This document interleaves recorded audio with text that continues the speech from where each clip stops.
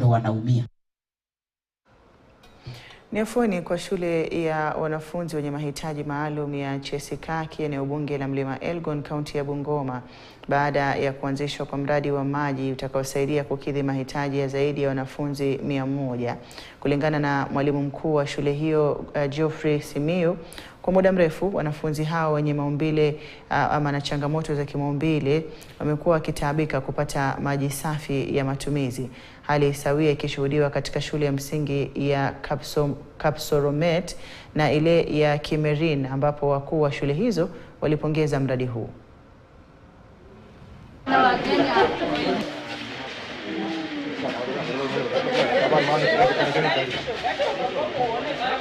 Mahitaji yao ni mengi.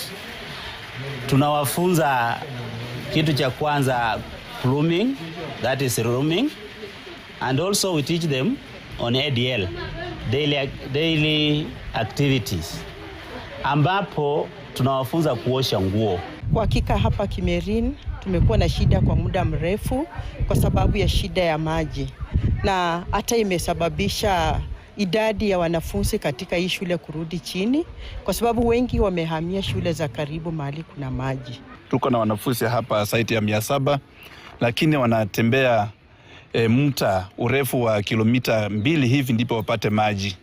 Sasa ninamshukuru tu sana mkeni wetu Bishop pamoja na mheshimiwa MCA wa eneo hili kwa kutufikiria alafu tuletee maji. Na tukakubaliana kwamba tuweke maji hapa Kapsoromet, ambapo kweli kabisa tuna maji karibu hapa mpaka Malakisi huko chini ama sehemu ya Kisirija huko chini. Pia tukitoka hapa tunataka tuende shule ya Kimerin ambapo pia maji haziko, na mwisho tutamalizia shule ya disabled pala ngambo Embakasi ambayo kuna inasaidia watoto ambayo wana ulemavu mbalimbali.